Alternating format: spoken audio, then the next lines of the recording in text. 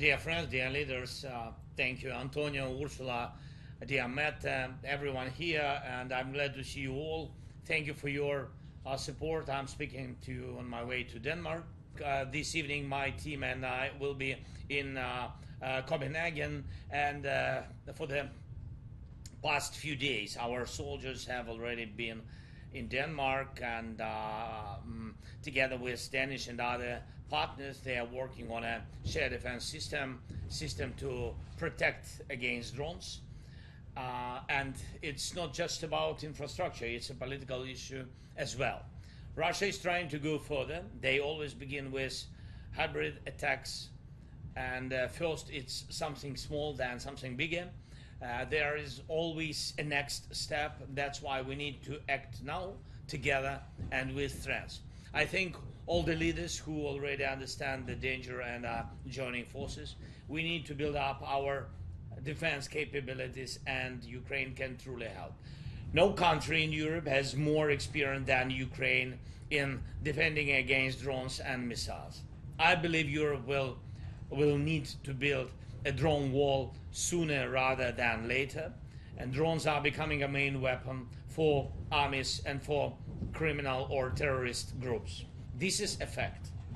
And another fact should be our joint readiness to defend our people and infrastructure. And the sooner we all implement the SAFE program together, the better. It can really speed up the idea of the drone wall. And we have to understand that the drone wall is not just about Ukraine, our neighbors, or the eastern flank. It's not only about our borders or our region. Russian drones and Russian threats are now a real issue for all countries on the shores of the Baltic Sea, and that means for all coastal countries in Europe.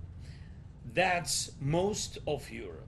Today, it's drones. Tomorrow, it could be missiles. The day after, new technologies, who knows? And we all need strong protection, every country in Europe, which means all of us together. No country can protect itself alone. It's a big mistake, even if only a few still think this way, to say we don't have a coastline or we are surrounded by others, so we don't need to act together. Today in Europe, nothing about security is separate from the rest of Europe. And this understanding must unite us. We all need protection, so we all have to work to make the drone wall and the security guarantees for Ukraine. And other defense efforts truly work. And it gives all of us a strong reason to boost and expand our defense production, to build co-production projects. What does Russia want most of all? For Europe to be divided, to argue, to look weak. That's what Russia is counting on. But your support for Ukraine over these years proves something else, that Europe is much stronger than many expected. And the fact that we are standing strong against Russian attacks during this war and striking back fairly when they target our energy system proves that Russia is not as strong as it wanted to seem. So we should not be afraid to build our own security models. Security guarantees for Ukraine, once we make them real, will become a model of security for others in Europe as well, and we are ready to be a driving force of this process together with you, dear partners. The same goes for the drone wall. These are all parts of something bigger, things Europe truly needs. It's also very important to respond to Russia directly so they feel the real price of their actions. We count on the quick approval of the 19th EU sanctions package. It's almost ready.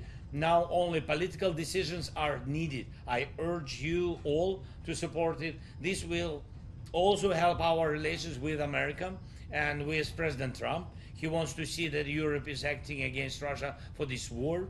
Strong actions from Europe will strengthen the US response. And it's also crucial that Europe limits buying Russian resources, especially oil.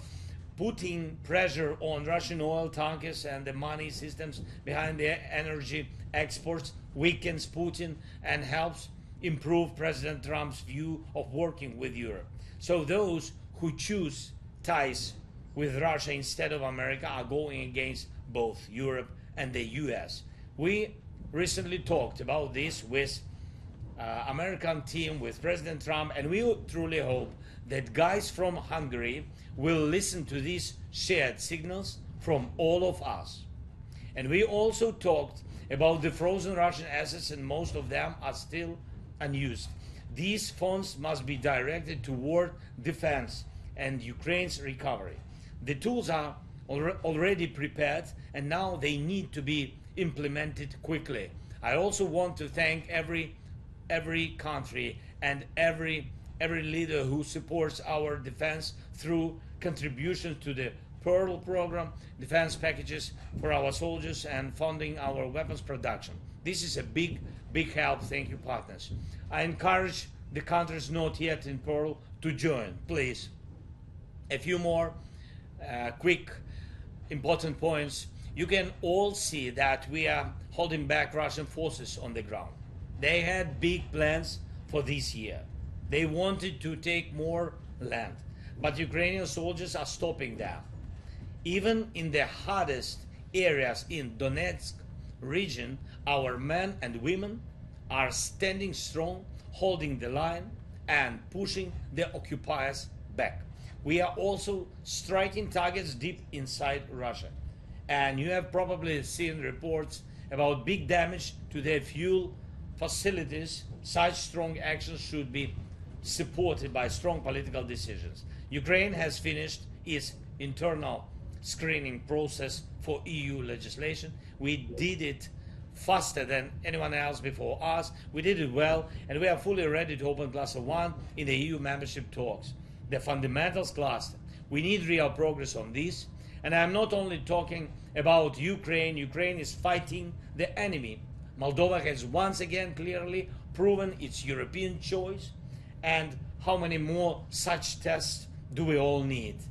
Of course, we all also support the Western Balkan countries. They too deserve to be part of our common European home.